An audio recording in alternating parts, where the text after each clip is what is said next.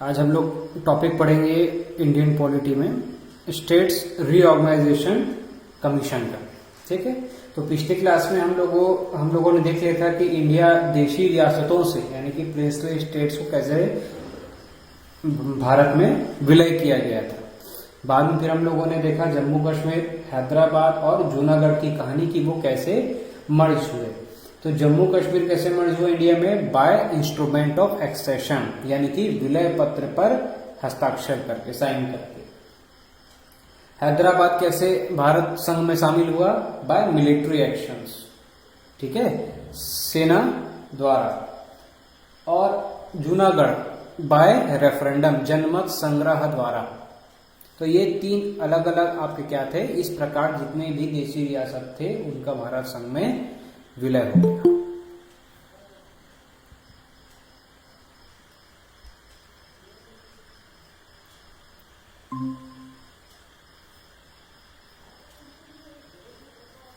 ठीक, तो यहां पर जितने भी देशी रियासत थे सभी का भारत संघ में विलय हो गया। ठीक, आगे चलते हैं हम लोग। आप लोग हेडिंग डालना स्टेट, अच्छा ठीक है, आप लोग अगला हेडिंग डालना establishment of states and union territories. ठीक है, ये एक टाइमलाइन के रूप में हम लोग पढ़ेंगे कि कैसे कैसे इंडिया में जो नए नए जो राज्य बनते गए उनका टाइमलाइन कैसा है देखेंगे। ठीक है, establishment of states and UTs. ठीक है, भारत में राज्य एवं केंद्र शासित प्रदेशों की स्थापना।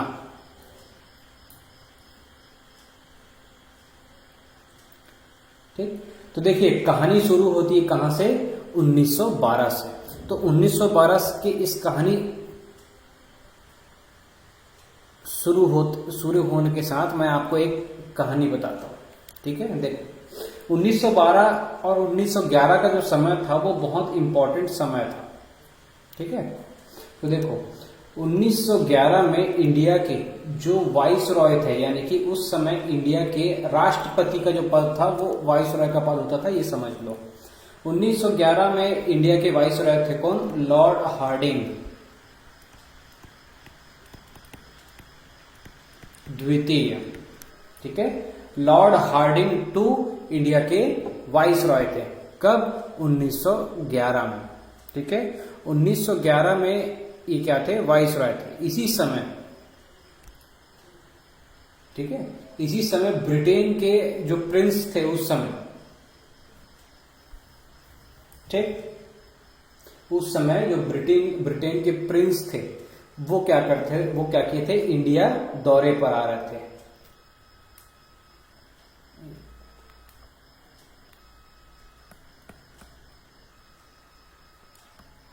जॉर्ज 5, ठीक है, जॉर्ज परचम एंड इनकी मैडम मैरी। ठीक है, दोनों भारत के दौरे पर आ रहे थे। तो इन्हीं के स्वागत के लिए 1911 में रखा गया था दिल्ली दरबार। दिल्ली दरबार का आयोजन किया गया। दिल्ली दरबार क्या था? तो दिल्ली दरबार एक पार्टी थी, समझ लो आप। ठीक है, एक क्या थी? पार्टी थी। किसके आने की खुशी में? ब्रिटेन के प्रिंस जॉर्ज 5 और उनकी वाइफ मैरी के लिए।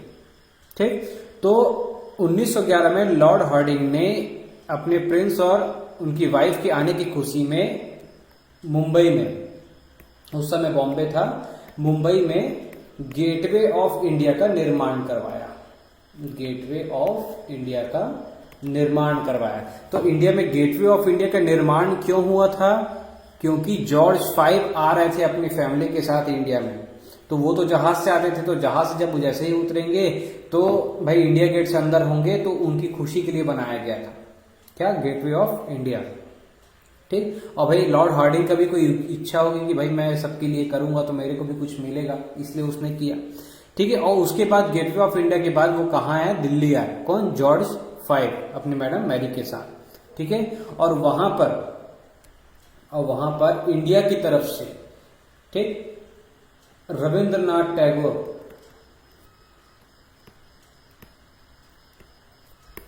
जी ने क्या किया था? उनके लिए एक सॉन्ग पेश किया, जन गण मन अधिनायक,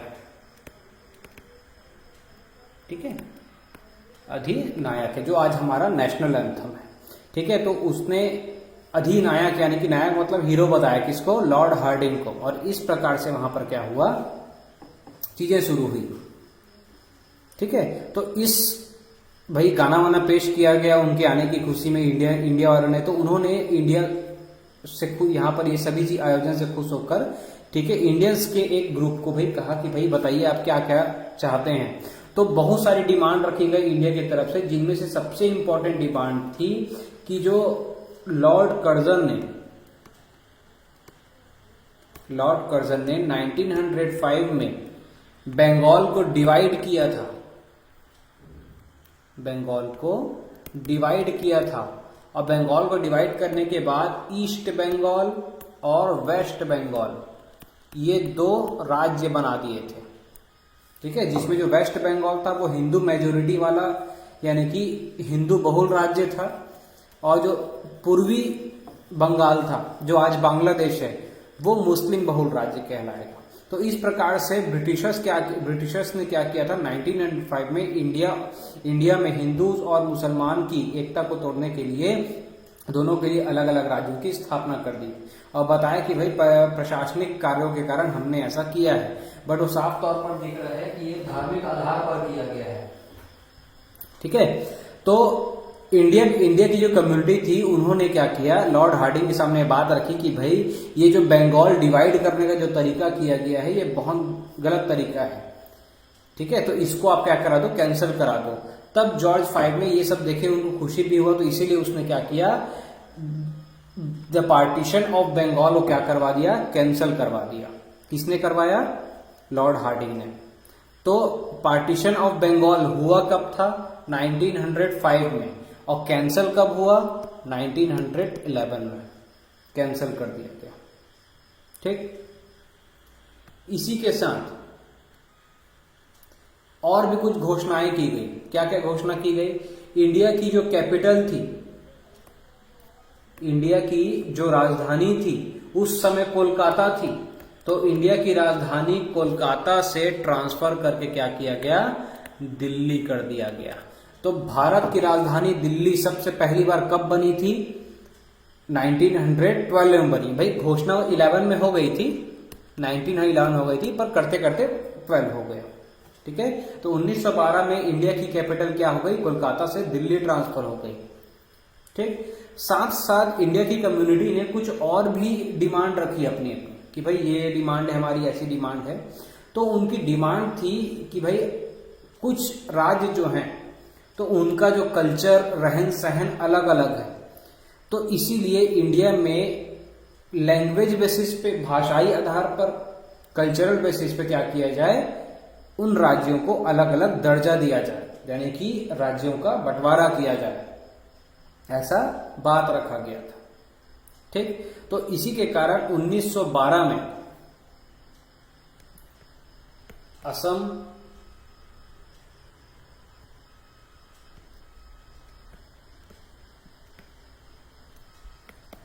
बिहार और ओडिशा राज्य की स्थापना की गई। असम, बिहार और ओडिशा की स्थापना की गई।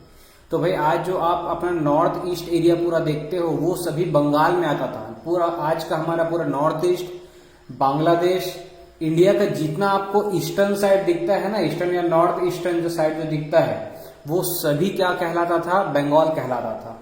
तो बंगाल में जो उसके बाद जो 7 सिस्टर्स वाले आज हम कहते हैं, उस पूरे एरिया को क्या कहा गया, असम कहा गया, ठीक। बिहार को अलग किया गया और उड़ीसा राज्य को अलग किया गया।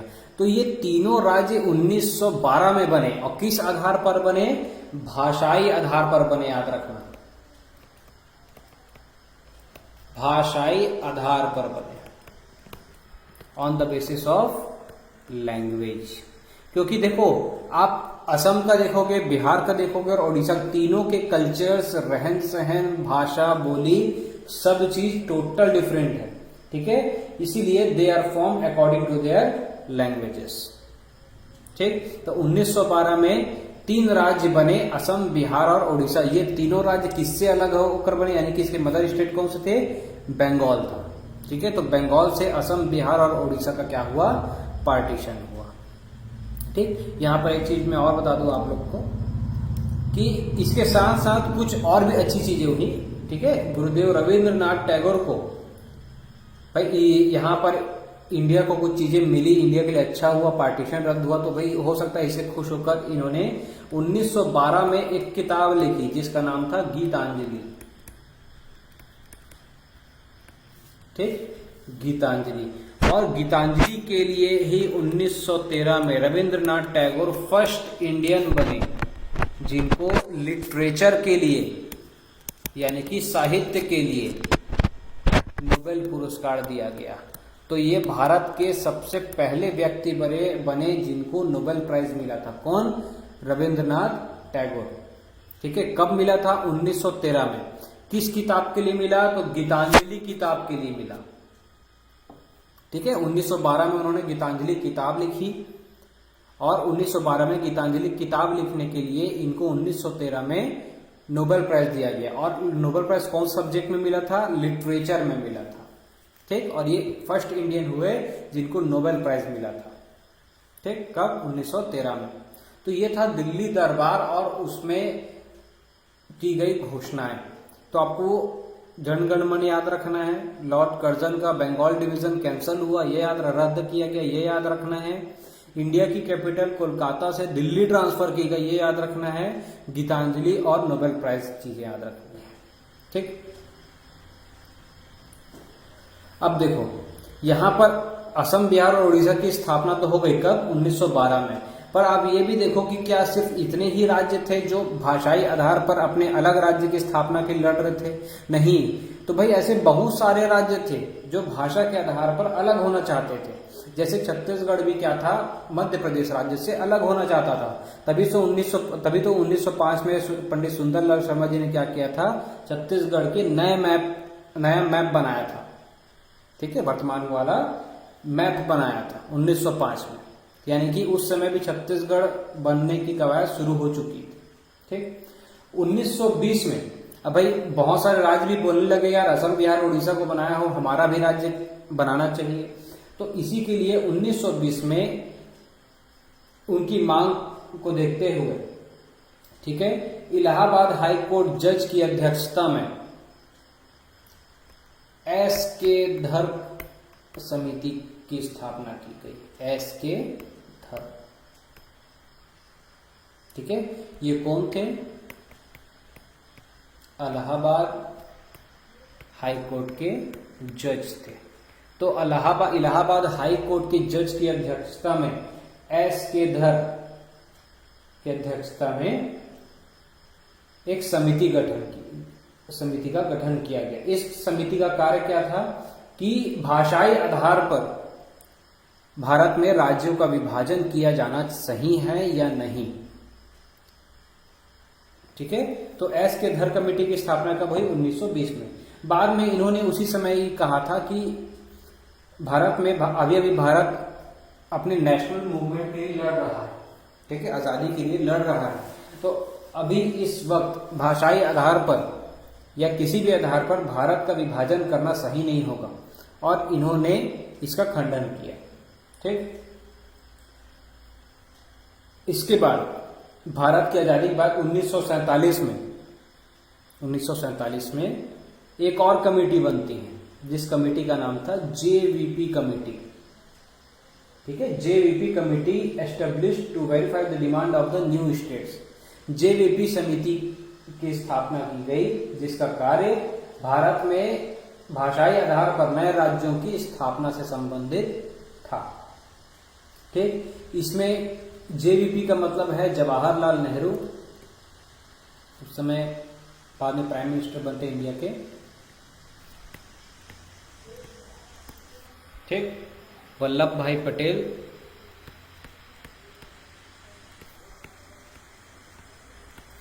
ठीक, और पट्टाभी सीतारमैया।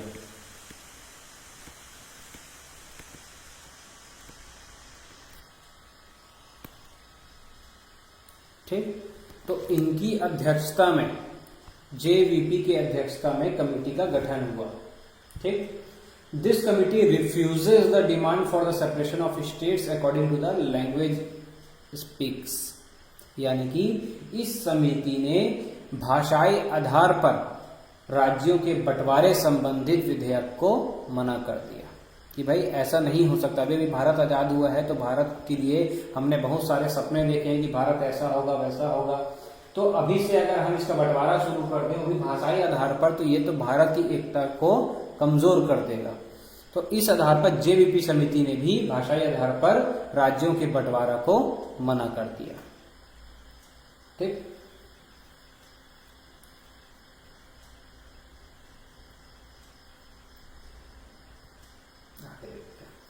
अब देखो, इसमें ऐसे समय में साउथ इंडिया के कुछ क्षेत्र जो थे वो अलग राज्य की स्थापना के लिए अपना संघर्ष लड़ रहे थे।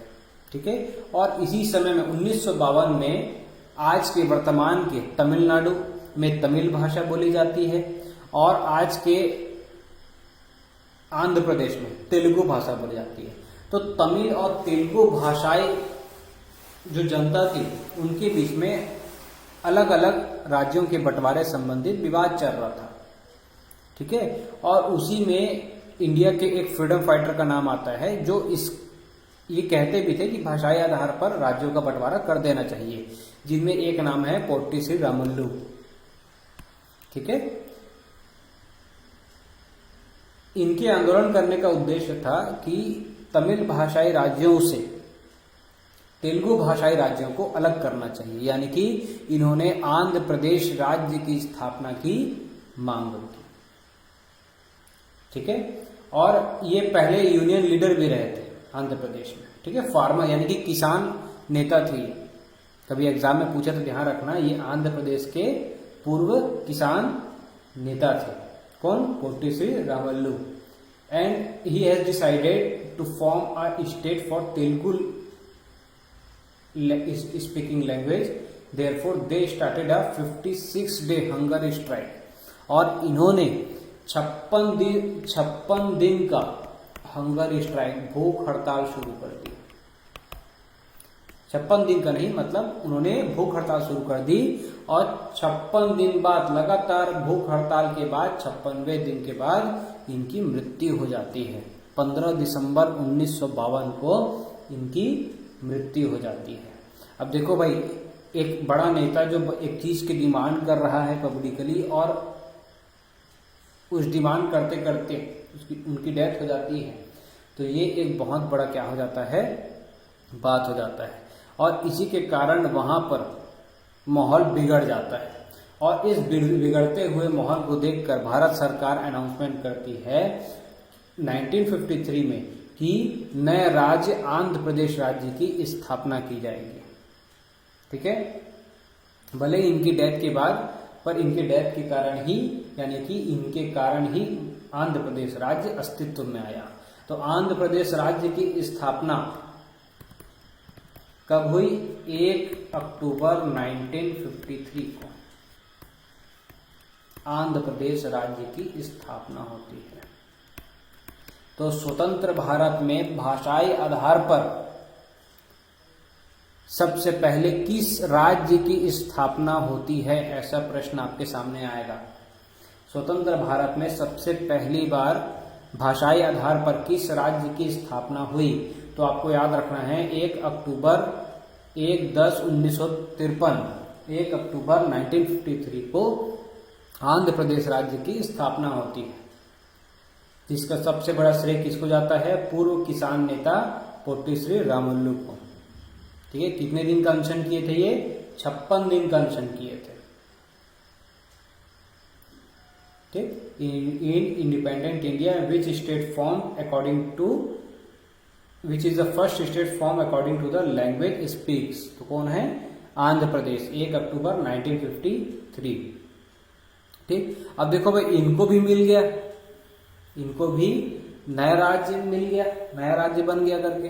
तो नए राज्य बनने के कारण क्या होता है, अब भारत के अन्य राज्य भी अपनी बातों को उठाते हैं, आवाज उठाने लगते हैं। ठीक है। भाई जैसे आपका पहले गुजरात और महाराष्ट्र जो है पहले वो एक होता था, जिसको बॉम्बे प्रांत कहते थे, बॉम्बे प्रोविंस कहते थे। तो भाई वहां पर भी गुजरातियों और मराठियों के बीच में संघर्ष था कि भाई हमारा बोलचाल, हमारा रहन सहन, ठीक है, हमारी संस्कृति अलग अलग है, तो हमको भी अलग राज्य का दर्जा जरूर, यानी कि अलग पहचान मिले हमको, ठीक है। वैसे ही अन्य राज्य भी लड़ रहे थे, उसी में छत्तीसगढ़ और मध्य प्रदेश की भी बात थी।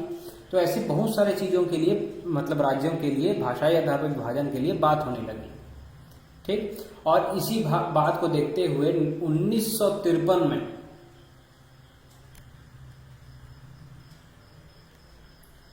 22 दिसंबर 1953 को, डेट अच्छे से लिखना, 22 दिसंबर 1953 को भारत सरकार ने स्टेट रीऑर्गेनाइजेशन कमीशन की स्थापना करते हैं। भारत सरकार क्या करती है, सभी राज्यों की इन मांगों को देख कर, क्योंकि भाई बाकी समय भी तो गलत हो रहा था, समझ ले इस बात को, तब भारत सरकार ने 22 दिसंबर 1953 को राज्य पुनर्गठन आयोग की स्थापना करते हैं।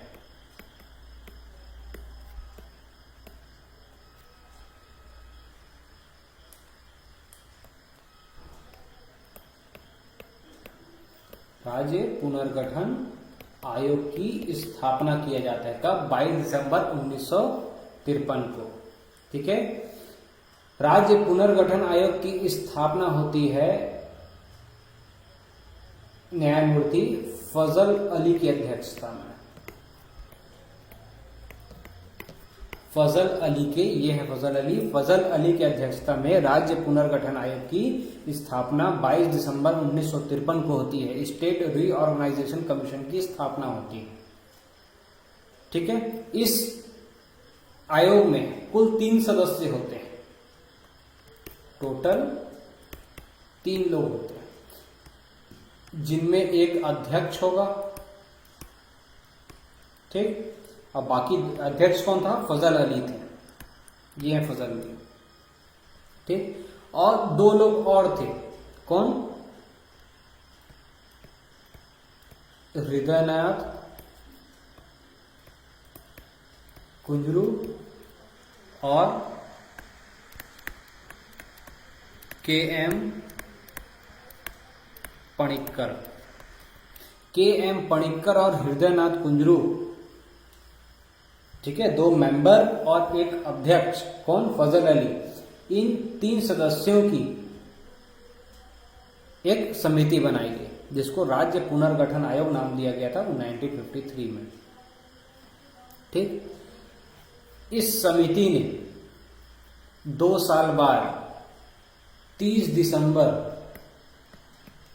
1955 को भारत सरकार के सामने क्या रखा, अपनी रिपोर्ट रखी। इन्होंने अपनी रिपोर्ट रखी 30 दिसंबर 1955 को, ठीक। और इस आधार पर इनके सिफारिशों में क्या था, और इनकी सिफारिशों के अनुसार भारत में कुल 16 राज्य और 8 केंद्र शासित प्रदेश बनाने का निर्णय लिया गया, ठीक है। 16 राज्य और 8 केंद्र शासित प्रदेश बनाने का निर्णय लिया गया, मतलब एक सुझाव दिया गया, ठीक है। फजल अली आयोग की रिपोर्ट को मान्यता प्रदान भी की गई भारत सरकार द्वारा, परंतु 1956 में राज्य पुनर्गठन अधिनियम पारित किया गया, जिसके आधार पर केवल 1956 में 14 राज्य और 8 केंद्र शासित प्रदेश को ही मान्यता दी गई। तो 1956 में राज्य पुनर्गठन आयोग के आधार पर कितने राज्यों और कितने यूटीज को मान्यता दी गई, 14 राज्य और 6 यूटीज को मान्यता दी गई, ठीक। ठीक, तो देखो provisions of Fazal Ali commission देखते हैं। प्रोविजंस, तो फजल अली कमीशन ने अपने पूरे सुझाव में सबसे पहला सुझाव क्या दिया, भारत में 14 राज्य और 6 यूटीज की स्थापना, होगी, इतने राज्यों और यूटीज की स्थापना होगी। इसके साथ साथ उन्होंने भारत को कुछ कैटेगरीज में बांट दिया, बोला कि अलग अलग कैटेगरीज के आधार पर इन राज्यों की स्थापना होगी। ठीक है, तो जो कैटेगरी ए होंगे इसमें सभी क्या होंगे, ब्रिटिश प्रांत आएंगे जिसमें गवर्नर्स होते थे, जैसे असम, बिहार, बॉम्बे, मध्य प्रदेश। ठीक है, उस समय सेंट्रल बरार एंड प्रोविंस हुआ करता था, वो मध्य प्रदेश नाम नहीं था, सेंट्रल केंद्रीय बरार एवं प्रांत, ठीक है, नाम था। पंजाब द यूनाइटेड प्रोविंसेस, संयुक्त राज्य, संयुक्त प्रांत। तो यूनाइटेड प्रोविंस, संयुक्त प्रांत किसको कहा जाता था, उत्तर प्रदेश को, और वेस्ट बंगाल। ये कैटेगरी ए के थे।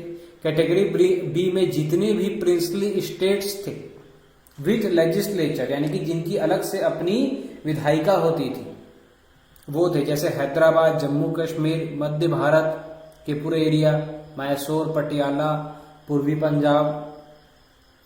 कैटेगरी सी में वो राज्य थे जो मीडियम साइज वाले थे, प्रिंसली स्टेट्स वाले थे, जैसे अजमेर, भोपाल, बिलासपुर, कूच, कुर्ग। ठीक। कैटेगरी डी, इसमें स्पेशल स्टेटस वाले राज्य थे, जैसे अंडमान एंड निकोबार आइलैंड्स। ठीक है, तो इन 4 कैटेगरीज में भारतीय राज्यों को विभाजित किया गया और कुल आधार पर 14 राज्यों की स्थापना की बात की गई। तो ये 14 राज्य कौन कौन से थे, आपको ये ध्यान में रखना है। ठीक है, 14 राज्य कौन कौन से थे, इसको ध्यान में रखना है। तो देखो, आप इस आधार पर जमाओ, डायरेक्ट ऐसे आप याद करो, या आप नॉर्थ टू साउथ यानी कि उत्तर से दक्षिण आते हुए याद करो, या दक्षिण से उत्तर जाते हुए याद करो, कोई दिक्कत नहीं है। ठीक है, तो चलो यहां पर तो मैं आपको लिस्ट दे दिया हूं, पर मैं आपको उत्तर से दक्षिण की ओर जाते हुए राज्यों की बात करता हूं। तो सबसे पहले आता है हमारा जम्मू कश्मीर, जो सबसे पहला राज्य बना था। ठीक, उसके बाद आता है पंजाब, दूसरा, तीसरा आएगा आपका राजस्थान, चौथा आएगा आपका बॉम्बे। तो देखो, बॉम्बे में पूरा का पूरा आपका गुजरात और महाराष्ट्र दोनों मिल के आते हैं। तो महाराष्ट्र और गुजरात को उस समय संयुक्त रूप से बॉम्बे प्रांत कहा जाता था, बॉम्बे प्रोविंस कहा जाता था। ठीक है, पर उस समय भी गुजरात और महाराष्ट्र को अलग अलग नहीं किया गया था। ठीक, उसके बाद आज जो वर्तमान में आप कर्नाटक देख रहे हो, तो उस कर्नाटक को इन लोगों ने क्या कहा था, मैसूर प्रांत कहा जाता था, मैसूर राज्य कहा जाता था। ठीक, और छठवां था आपका कौन सा, केरल। तो ये उत्तर से दक्षिण की ओर आते हुए हम इन 6 राज्य को देखते हैं। ठीक, अब हम लोग दक्षिण से उत्तर की ओर बाकी राज्यों के लिए जाते हैं। तो भाई 7वां नंबर आएगा किसका, मद्रास प्रांत का। अब भाई इसकी स्थापना तो हो चुकी थी आंध्र प्रदेश की, 8वां। 9वां आता है बात किसका, ओडिशा का। वेस्ट बंगाल 10वां, असम 11वां, उत्तर प्रदेश यानी कि उस समय संयुक्त प्रांत नाम था। ठीक है, 12, यूपी, बिहार। उसके बाद आएगा आपका बीच वाला, सेंटर वाला जो पार्ट दिख रहा है आपका, ठीक है, इसको क्या कहा जाता था, केंद्रीय बरार एवं प्रांत कहा जाता था, सेंट्रल बरार एंड प्रोविंस कहा जाता था। ये था आपका 14 राज्य। ये 14 राज्यों की स्थापना की बात की गई। ठीक है, तो आप इस तरीके से नॉर्थ टू साउथ या साउथ टू नॉर्थ हिसाब से पढ़ सकते हो, या आप इस आधार पर भी पढ़ सकते हो। ठीक, तो ये थी 14 वो राज्य जिनकी स्थापना फजल अली आयोग के आधार पर की गई थी। अब वो 6 यूनियन टेरिटरीज देखते हैं जिनकी बात यहाँ पर की गई, केंद्र शासित प्रदेश की। तो भाई देखो, भारत की राजधानी दिल्ली केंद्र शासित प्रदेश ही रहेगी, तो ये आपका फर्स्ट यूटी हो गया। ठीक, दूसरा था हिमाचल प्रदेश। ये देखो, ये पीला वाला दिख रहा है, ये हिमाचल प्रदेश। ठीक, दिल्ली, हिमाचल प्रदेश। उसके बाद पौंडीचेरी, तो भाई आपको देखो पता है कि पुदुचेरी अलग अलग भाग में बटा हुआ है, ये देखो यहाँ पर है, यहाँ पर है। तो ये हो गया था आपका कौन सा, पौंडीचेरी राज्य, पौंडीचेरी केंद्र शासित प्रदेश बना। अंडमान एंड निकोबार ये वाला राज्य बना आपका, मतलब केंद्र शासित प्रदेश बना। लक्षद्वीप बना ये वाला, ठीक है, उस समय लैकदीव एंड मिनिकॉय अमिनडीवी आइलैंड्स कहते थे। उसके बाद एक बना आपका त्रिपुरा, ये देखो ये वाला यार, सॉरी, ठीक है, ये क्षेत्र बना त्रिपुरा। तो ये सब क्या बने, इसके केंद्र शासित प्रदेश बने। दिल्ली, हिमाचल प्रदेश, पुदुचेरी, ठीक, अंडमान एंड निकोबार। देखो एक्चुअल में ना कई जगह आप देखोगे पुदुचेरी एक्चुअल में हमारा था नहीं, ठीक है, उस समय वो हमारा था नहीं, वो फ्रांसीसी के पास था, ठीक है। तो एक काम करना है, ये पुदुचेरी को यहाँ से अभी हटा दो, ठीक है, इसकी जगह पर आपको क्या लिखना है, मणिपुर लिखना है, ये वाला लिख लो, इसको चेंज कर लो, ठीक है, क्योंकि उस समय पुदुचेरी हमको मिला नहीं था, ठीक है। तो स्टेट रीऑर्गेनाइजेशन कमीशन या फजल अली आयोग के आधार पर ये 14 राज्य और 6 यूटीज का निर्माण किया गया, ठीक। तो क्वेश्चन आएगा आपके पास, how many states and UTs are in the 1956, 7 या 8, कोई भी पूछ सकता है। तो आपको ध्यान रखना है 14 राज्य थे और 6 केंद्र शासित प्रदेश। तो ये मैप आप याद रखना कि कौन कौन से क्षेत्र थे हमारे पास, ठीक।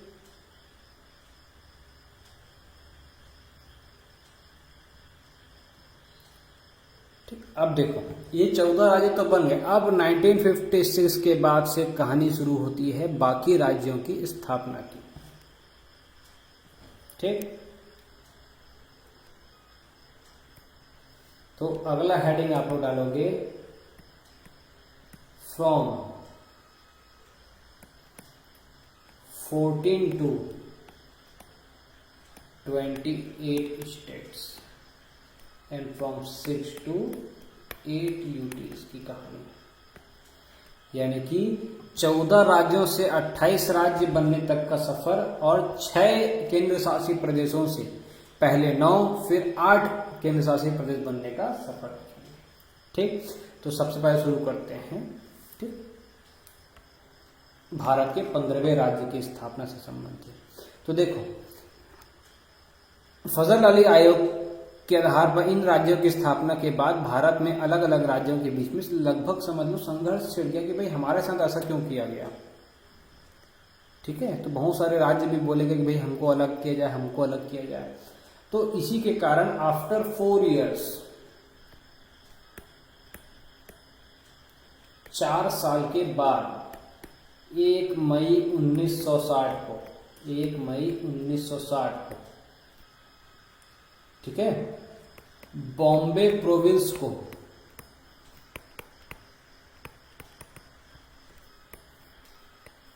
काटकर 2 राज्य की स्थापना की गई। एक राज्य था गुजरात और दूसरा जो क्षेत्र बच गया उसको महाराष्ट्र नाम दिया गया,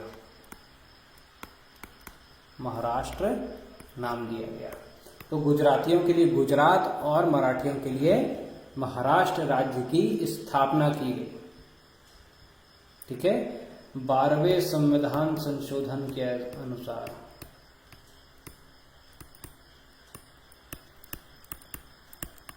ठीक। तो इस आधार पर गुजरात भारत का 15वां राज्य बनता है। Gujarat 15 states of Indian union, ठीक। तो इस प्रकार से भारत में नए राज्य की स्थापना होती है, 15वें राज्य की स्थापना होती है, ठीक। कौन सा था, गुजरात था, ठीक। आज की क्लास के लिए बस इतना ही, ठीक है। नेक्स्ट क्लास में हम लोग देखेंगे 1960 के बाद 61 से लेकर आगे बाकी राज्यों की स्थापना किस आधार पर होती है, कौन कौन से संविधान संशोधन होते हैं, और उसके बाद हम लोग देखेंगे क्षेत्रीय परिषद देखेंगे, ठीक है, प्रोविंशियल काउंसिल देखेंगे।